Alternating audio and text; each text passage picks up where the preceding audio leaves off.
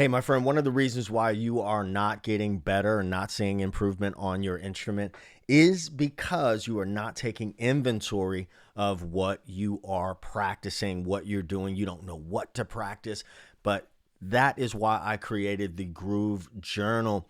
It is a practice journal specifically geared towards bass players, but every musician needs to be journaling their practice. If you're serious about learning and progressing, I know this from experience. When I was in college, one of the keys to my success surviving that whole rat race and recitals and practicum pieces and etudes and all that stuff was keeping a journal while I was working a job and just doing life. So it helped to have a journal. Now, let me show you how this works. So when you get into the session planner, first you're going to plan what your session is. Then you're going to, do your practice, and then you're going to reflect on that practice.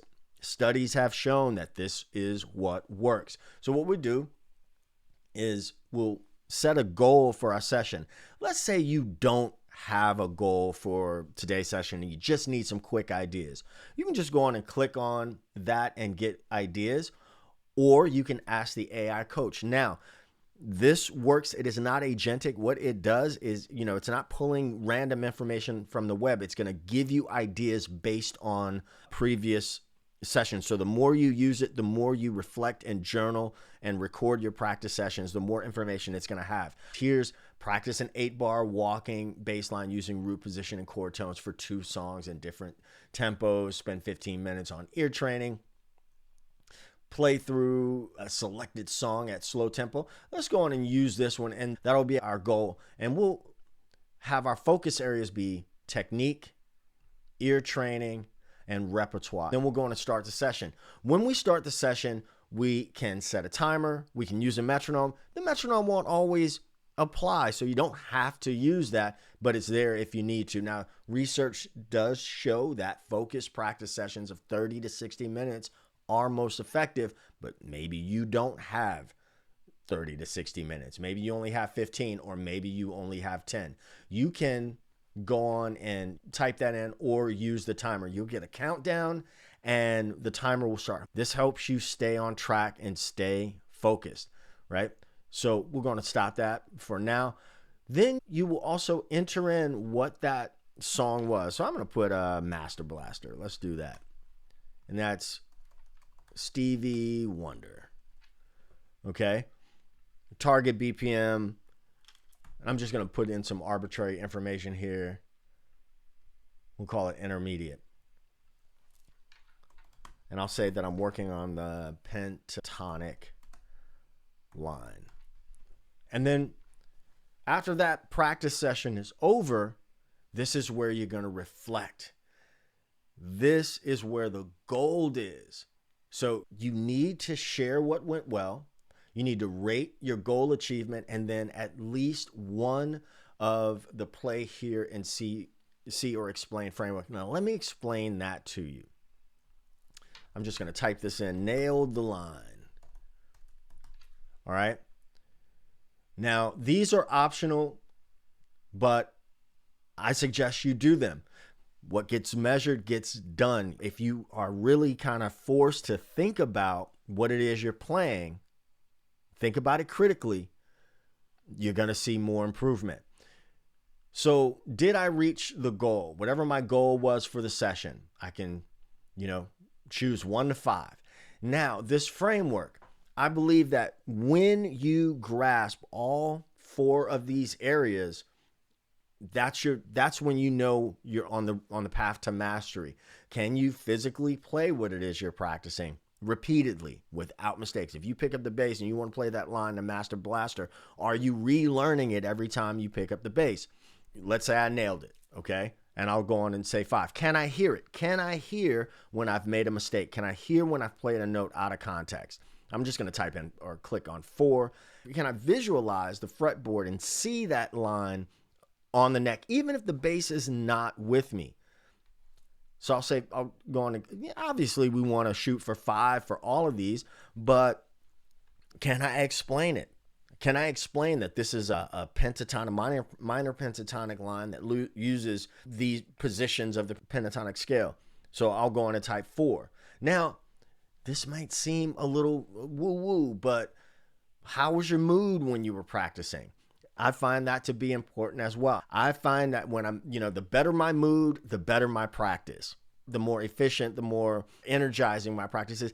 And also if I'm if I'm frustrated, I'm not in a great mood, I want to keep track of that as well. Sometimes that'll lift my mood. Physical energy. How was your body feeling? You feel great? I was practicing something last night and I was struggling. My right hand was really cramping up. So we'll go on and just put in that data there, and then we'll complete the session. And then you'll get some visual feedback that you completed the session, and you can go back to your dashboard. Your dashboard is where you're going to see your streaks, how many hours, how many sessions. Now, what's reflective here is sample data that I have while testing, but you'll also get these reminders. This is, again, based on data. As you practice, as you give it information, you will get different reminders, right? Spaced repetition, review intervals increase 1, 3, 7, and 14 days as you master each topic. Research shows this method maximizes long-term retention by 3 times, okay? And here you see, the framework. This explains what that framework is, that play, hear, see, explain framework. It's like a rubric. I was a teacher for a long time, and we always had rubrics. We always had targets that we needed to hit throughout the session, okay? You'll also see your session history. You can create goals for yourself, and that will help the AI coach. And so the AI practice coach is going to give you your insights.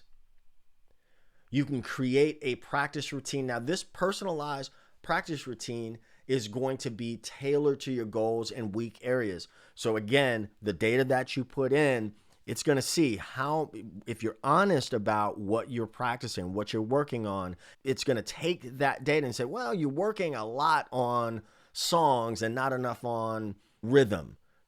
Specifically, you know what I mean? So it will generate a personalized practice routine for you. You can analyze all these sessions. So you have this data here for you.